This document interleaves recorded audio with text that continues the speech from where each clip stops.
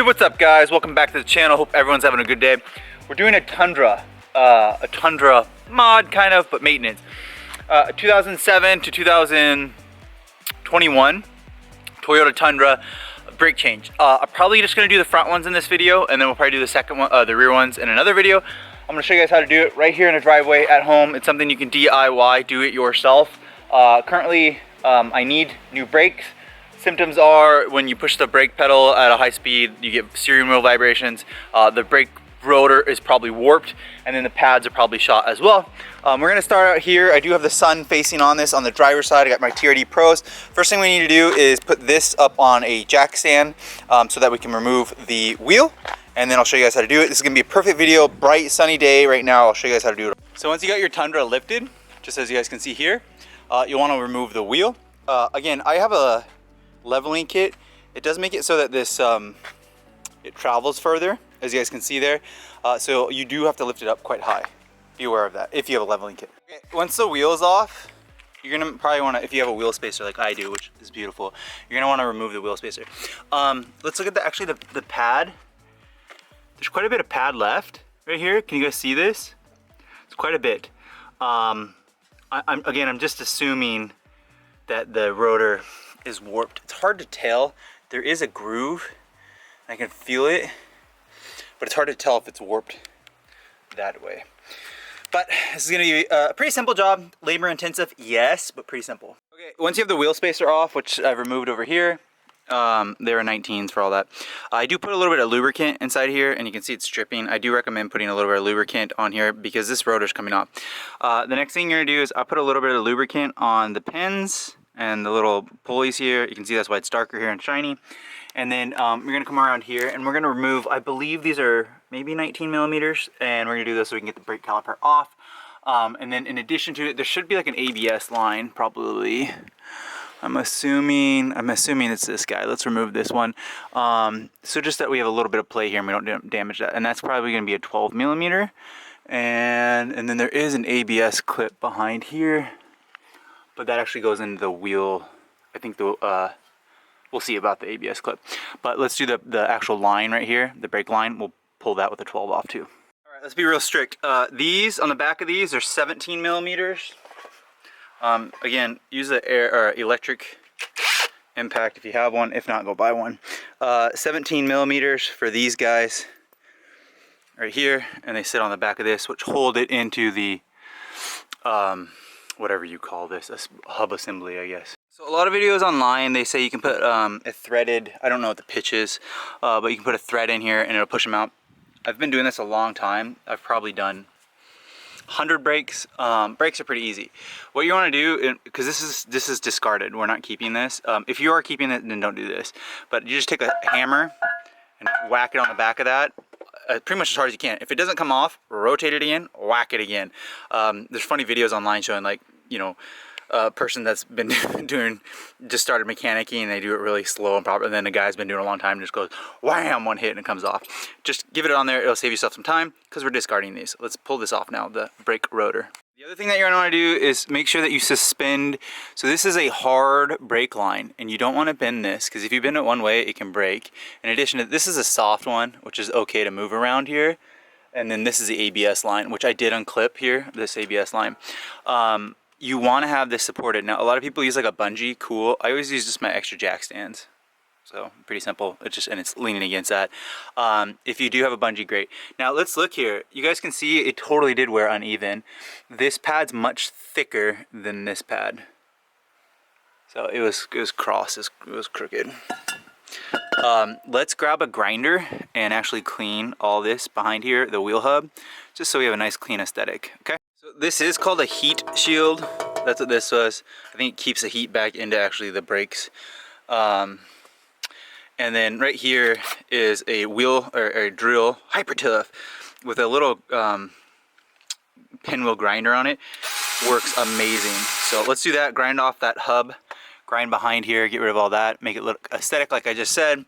Drills you can get for like $20, $30, and then these are like $8, these bits. I have a lot of them. They do wear out though. They start to come apart, but it'll make it look good. Let's do it now. Okay, I'm not done cleaning this. My drill's recharging. But while we're doing that, we're gonna remove the pads. And then I'm gonna show you how to use this tool, which you have to have, but it's okay because they're only like $19. Keep that in mind, it's very affordable. This is way more affordable to do this yourself. If you were to go to a shop, a Tundra brake job, front and rear, including parts, $1,200 to about $1,600. Brakes, pads, that little tool, $300. Do the labor yourself, hour or two, it's worth it. That's a lot of money. That's $1,000. Go buy, I don't know, you get a new set of tires. What else would you want? New headlights for $1,000, new taillights. Get something good for your car. Do the labor stuff yourself. This is how you do it.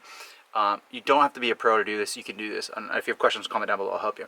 So let's go ahead and remove these brake pads. I do recommend coming back to this video if you have questions. Make sure that the pin right here, you're going to remove this pin. It's very simple. You start here, you can pull it out, push this guy out like that, and then pull these two out of each one of these blocking pins. Hold on to that. I don't know if this one came with a new one. Then you're going to remove this pin down here. Watch. I'm going to show you guys.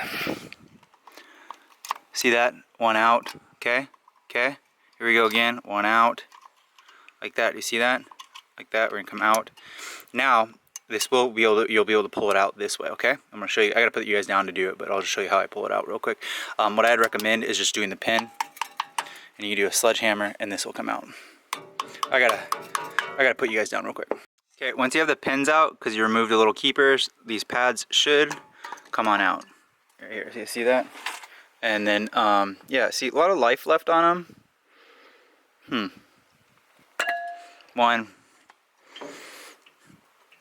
And then this one I might need to wiggle out with the camera down. Let me put the camera down. Oh, well, let's try it. We can try it. It should just fall forward. It's just, there's a bunch of junk in here.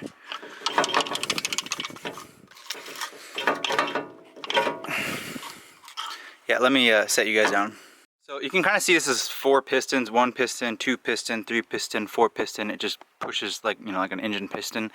What you do is you line this tool up, you spin it all the way out, so it does that, and then it'll ratchet like that. And what it's doing is it's pushing the boots with the pistons back into these little cylinders here, and then sending that brake fluid back up into the thing. That's why we're doing that. And then it'll allow us to slide the fully thick new brake pads in there. So pretty simple. Just go ahead and do this and push it. We'll push it all back, them all back in. Okay, a lot of people like to see the before and after. You guys can see. So there's still a lot of life left on this, but it is what it is.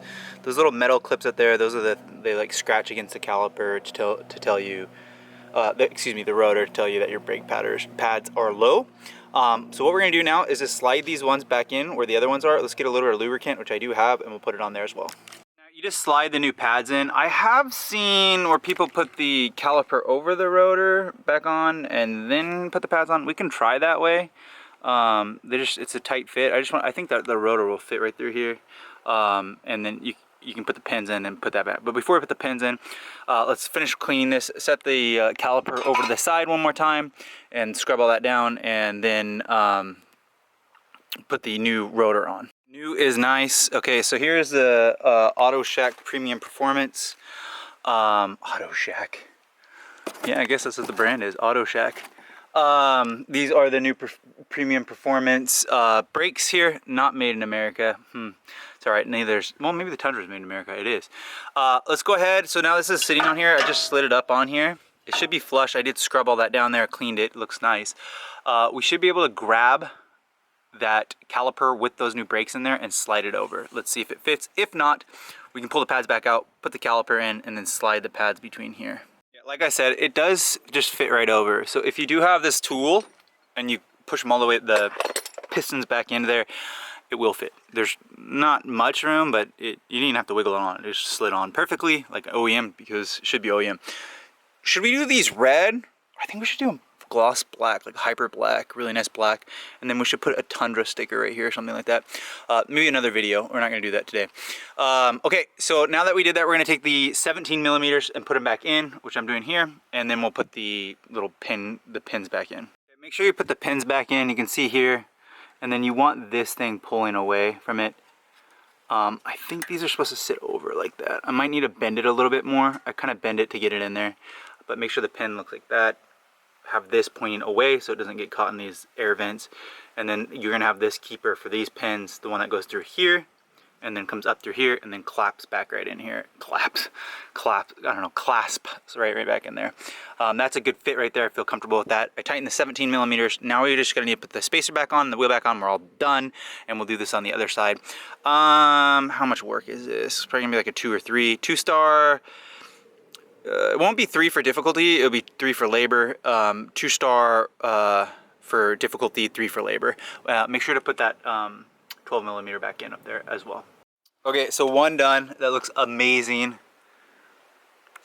Look at that, so good. Yeah, I gotta do black. We're gonna do a black. We'll do a black caliper. Different video. I'll show you guys how to do it. We'll mask this up, and then we'll primer this, and then hit it with 2 or 3 coats and a clear to make it look strong. And then we'll put that Toyota badge. I might put a TRD badge. Let's do TRD, not Toyota Tundra. We're not gonna do the rear on this one, but we'll do the rear on the next video. So let's go ahead and do the other side. All right, flip the car around, the Tundra around, the truck. We're gonna buzz these off and do this side. Again, the amazing difference. This truck needs washed. Looks so good. Before you move, pump the brakes a few times. Otherwise, you're not gonna have brakes. Make sure you pump the brakes. I was moving a little bit, and I was like, oh, I gotta pump it a couple times. So pump the brakes before you take off.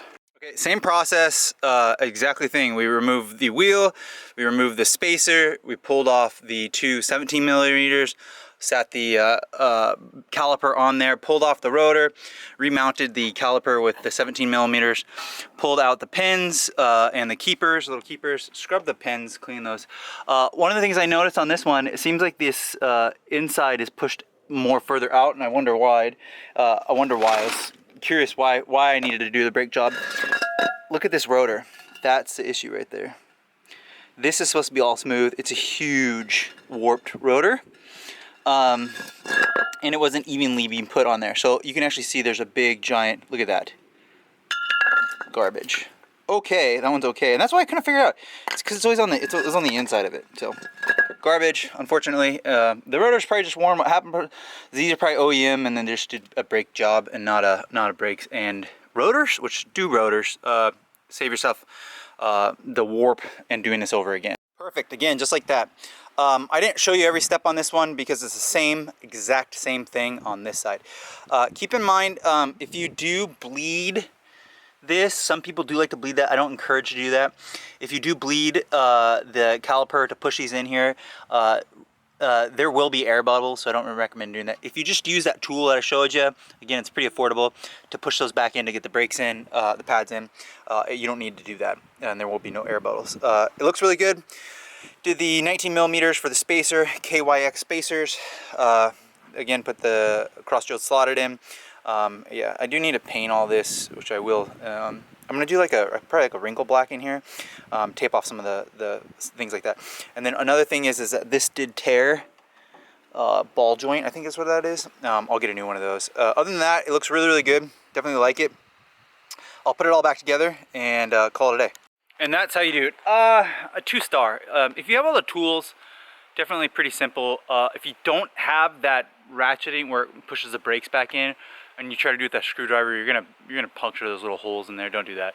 So make sure you get that ratcheting thing. Again, they're like $19, $20. They should be at your local auto parts store, and then you can order them online from any retailer, whatever you want. But once you have that, yeah, it's just pretty easy. They're just straightforward. You can go. Let's go over it again. There's going to be the lug nuts, which are 22 millimeters, and then the spacers, if you have them, which were 19 millimeters, and then the two 17 millimeters on the back of the brake caliper. Push everything, pull everything off, and that's about it. And then a 12 millimeter. Pretty simple. Again, now the last final step, you got to wash your truck. So we're gonna wash the truck. We're gonna wash this TRD Pro looking 2007 Tundra. My Tundra looks like literally like a brand new one. I love it. Favorite angle on the Tundra is definitely this right here. I think that is the best angle right there. The booty. It looks the biggest from that, and then I love the black bumper that I did there too. That looks very modern. We're gonna put all the windows up so we can wash the truck. But yeah, we'll do one more cinematic. It'll probably be the intro. Make sure to like, subscribe. If you guys find this helpful, I really appreciate it. Come back a week for me or something like that. I'll do the rears. I'll show you how to do them. I gotta have them matching. Come on, guys. This is a common thing that happens on the Tundras. The front brakes go out. They don't go out. They warp really quickly. I would recommend trying an aftermarket brand. instead of doing an OEM one if they're notorious for doing that. But yeah, pretty simple. 2-star, 2 out of 5 stars. We'll be back with, I have a Toyota MR2 Spider 2ZZ. I got to fix that thing up a little bit more. Have that thing forever. FRS. I also have an Evo 9 MR and a Toyota Celica GTS. So if you guys like Japanese stuff, make sure to like, subscribe to my channel. Hope you guys appreciated this one. Stay tuned for the rear ones. Like, subscribe, swingbymr.com. See you guys on the next video.